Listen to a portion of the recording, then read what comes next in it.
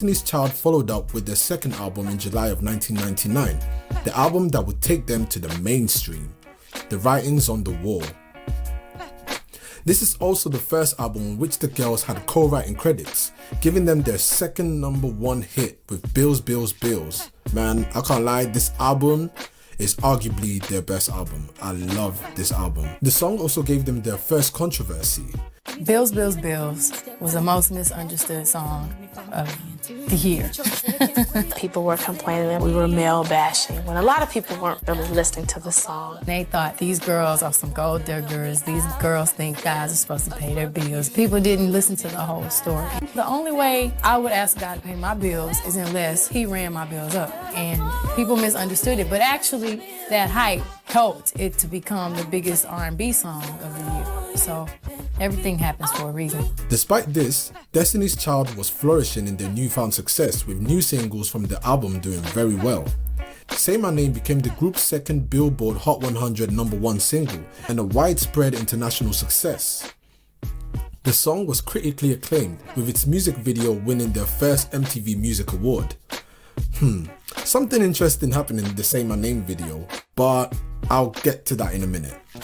The single to follow that was Jumpin', Jumpin', which also achieved success, further pushing them in the limelight.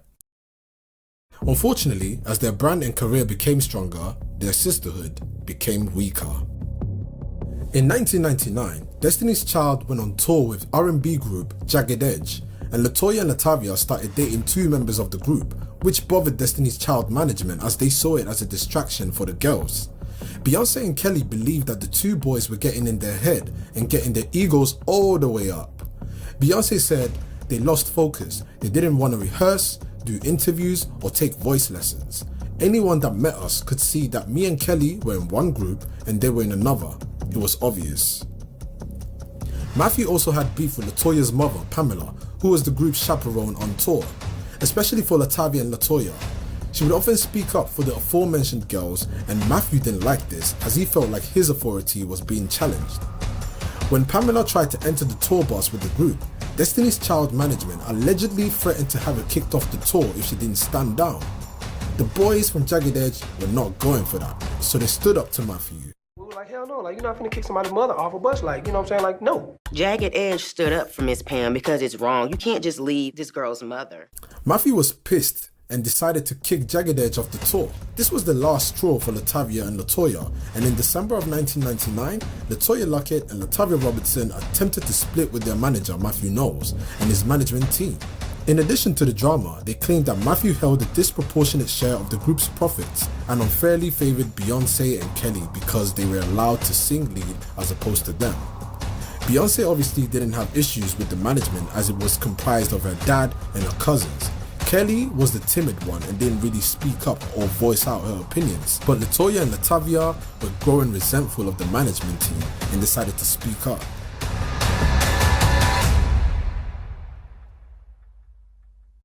You look up some days and you're like, okay, I can't pay my cell phone bill.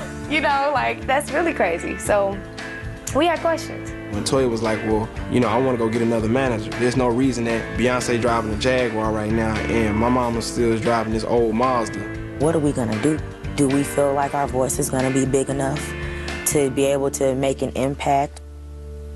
Our issue was strictly with management, and it had nothing to do with Beyoncé and Kelly. Beyoncé and Kelly were taken care of financially, while the other two members were not, making them feel disposable and unimportant to the group. They then allegedly asked Matthew for more money, but nope, they instead got kicked out of the group in January of 2000. And here's the crazy part, without even knowing it, they didn't even know they were kicked out of the group. They had to find out in a very, very interesting way.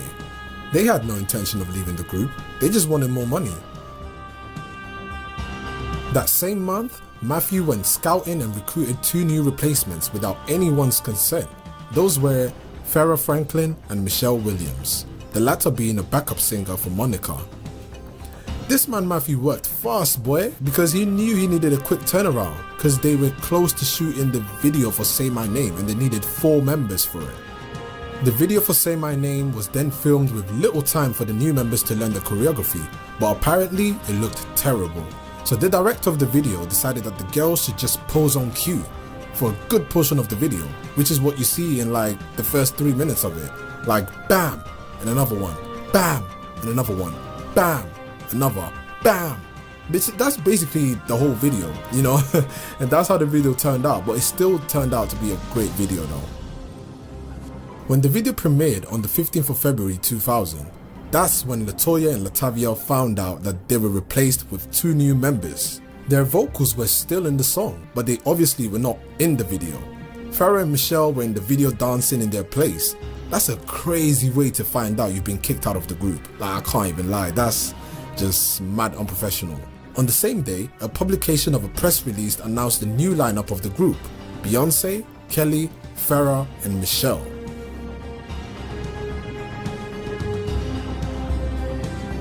The month after, LeToya and LaTavia filed a lawsuit against Matthew Knowles, Beyoncé, and Kelly for breach of partnership and fiduciary duties. Following the lawsuit, both sides were talking about each other in the media.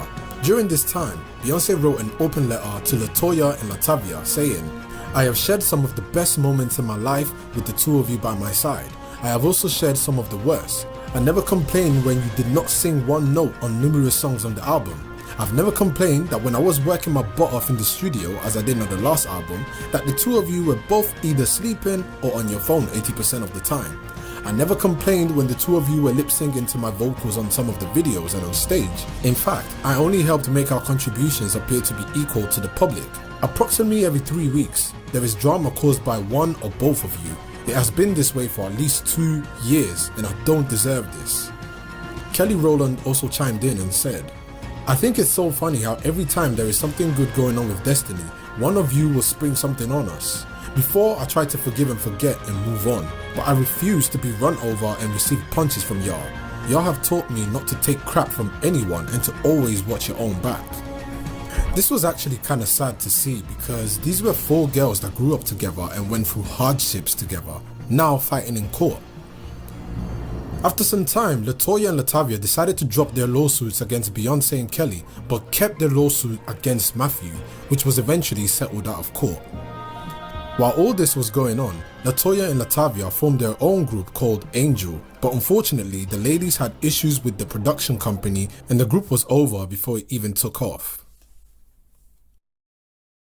More turmoil took place within Destiny's Child, as 5 months after joining, Farrah also left the group. The remaining members claimed that this was due to missed promotional appearances and concerts, but according to Michelle, Farrah could not handle the stress of being in the group. However, according to Farrah, she left because she felt left out, as Beyoncé and Kelly clicked with Michelle almost immediately and also felt that she had no way to assert any control in the decision making. Another reason she left is because she struggled to keep up with the group's busy schedule. One day she was rushed to the hospital because of dehydration and a stomach virus. And Matthew Knowles was allegedly not too bothered and asked her to come back to work the next day. What Farrah didn't know was that there was no days off in Destiny's Child. The other members had to work through illnesses and injuries, so in Matthew's mind there was no reason why Farrah couldn't do it too. The ladies had press tours, TV shows and concerts to do, so they couldn't even afford to miss a day. After deciding that it was too much for her, Farrah quit the group. Beyoncé, Michelle and Kelly reached out to her in an attempt to bring her back into the group, but she refused, and Matthew allegedly told the girls to cut ties with Farrah and not speak to her anymore. Wow, Matthew was out here moving like a whole villain, and unfortunately Beyoncé caught most of the backlash whenever a group member left because, you know, she was the lead singer, which is very common in groups. Farrah's departure from the group was seen as less controversial though, and the group continued as a trio: Beyoncé, Kelly and Michelle. The media and several reporters took every chance to ask the group about the 2 former members and the group issues they had, with one messy reporter even going as far as mistaking Michelle and Kelly for LaTavia and LeToya. Like, come on, man. No, my name is Kelly. That's Beyoncé. Just as soon as you think you could never be happier, you run into that crazy journalist that just has to say something stupid. Here comes a lady, calls Michelle and Kelly, LeToya and LaTavia. Now she know doggone well, she know their name. And other messy people, Wendy Williams, even suggested that Beyoncé should go solo. Beyonce, you sound really like kind of hostile about this. I mean, has this been this whole the rumors and stuff? Has this really irritated you? Yeah. So it seems like it's hostility between you and the two members that were thrown out of the group. How's that lawsuit going? We're still working on the settlement. Because I had heard at one point that you all, Destiny's Beyonce and the girls, that you all weren't allowed to perform and do a lot of stuff. I'm sorry, can you please not call us Beyoncé and the girls? I have to. Because that is definitely an insult to Kelly and Michelle. No, I like them, but the attention stays on you. But it's clear that the group is Beyonce and the girls, so why don't you just go solo? No disrespect to the other girls, but we see how things are shaping up. You guys are on TV, the camera stays on you. You get the hottest Dior, they get the leftovers. And I could have very well gone solo. Right. But because of my loyalty to the fans and because of my love for Kelly, that's something that I don't want to do and I wasn't ready to do. And we still had a hit album to do, and we still are in Destiny's Child, and they're still a Destiny's Child. Beyonce was fed up with all of these people. However, despite the public controversy, the group continued to grow bigger and remain intact. In 2001, Destiny's Child won their first Grammy for Say My Name, proving to all the haters that the group stood the test of time. We have a Grammy